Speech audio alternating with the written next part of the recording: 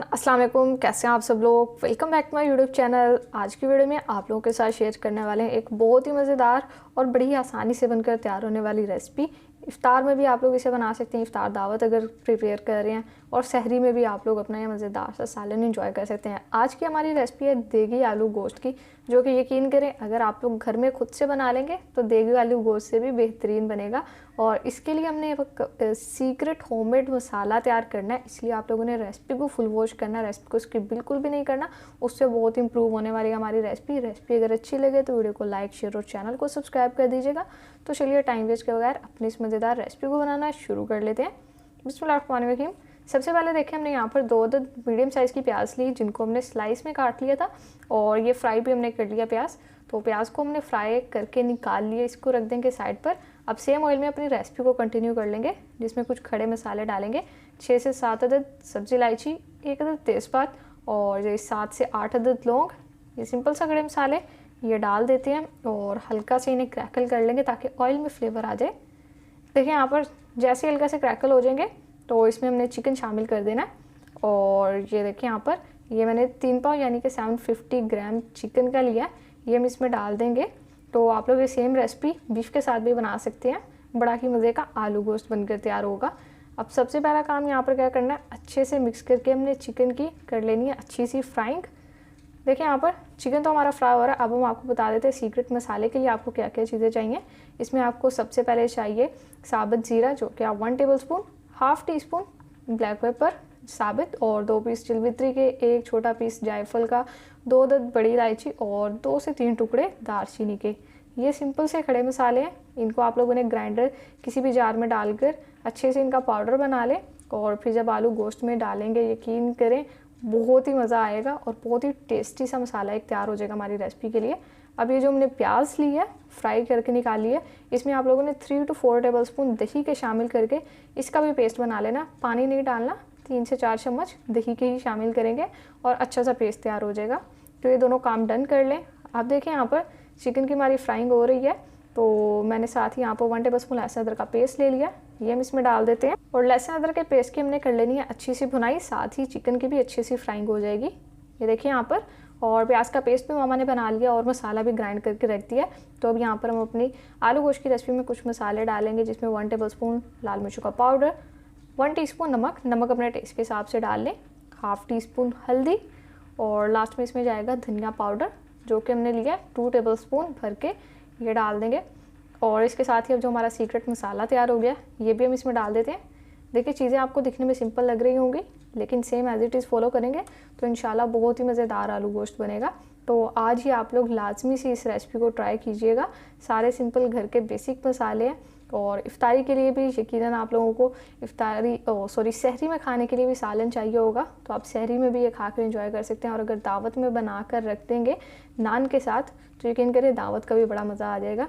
अब इसमें डालना हमने थोड़ा सा पानी, मसालों को कर लिया अच्छे से मिक्स। अब करनी है हमने मसालों की भुनाई। जितनी अच्छी भुनाई करेंगे उतना ही खुशबूदार और मज़ेदार आप लोगों का ये सालन बनकर तैयार होगा, क्योंकि मसाले अगर कच्चे रह जाते हैं तो बाद में खाने का बिल्कुल भी जायका नहीं आता, जैसा कि देगी खानों में आता है। तो अगर आप लोग देगी स्टाइल घर में बनाना चाहते हैं तो ये छोटे छोटे से स्टेप्स को लाजमी से फॉलो करना है, जिससे आपकी रेसिपीज़ बहुत ज़्यादा इंप्रूव होंगी। ये देखें यहाँ पर माशाल्लाह से मसालों की हो चुकी है अच्छी सी भुनाई, और ऑयल भी सेपरेट हो गया। तो ये हमने इसमें शामिल कर दिया 1 कप दही का, फ्लेम लो करके इसमें शामिल करेंगे। अब कर लेंगे अच्छी सी यहाँ पर मिक्सिंग, और लुक चेक करें कितनी टेस्टी लग रही है।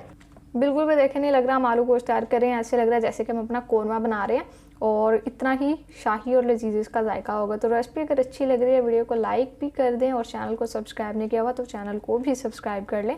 देखें यहाँ पर दही डाल के हमने कर लिया अच्छी सी भुनाई, और दही का पानी भी यहाँ पर तकरीबन ड्राई हो चुका है। तो अब साथ ही हमने इसमें अपने शामिल कर देने आलू गोश्त बना रहे हैं, तो आलू नहीं डालेंगे तो रेसिपी कैसे कंप्लीट होगी।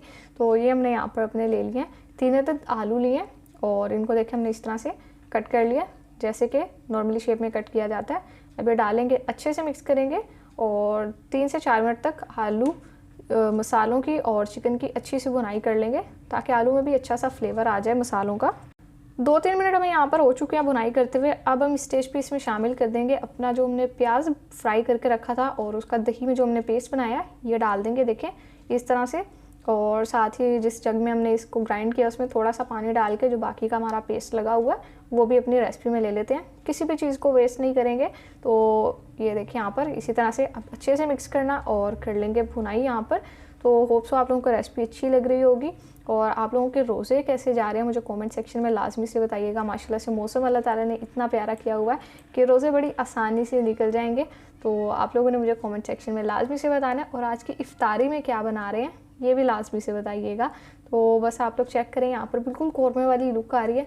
अब हमने इसकी यहाँ पर कर लेंगे एक बार अच्छे से भुनाई और फिर हम इसमें शामिल करेंगे पानी।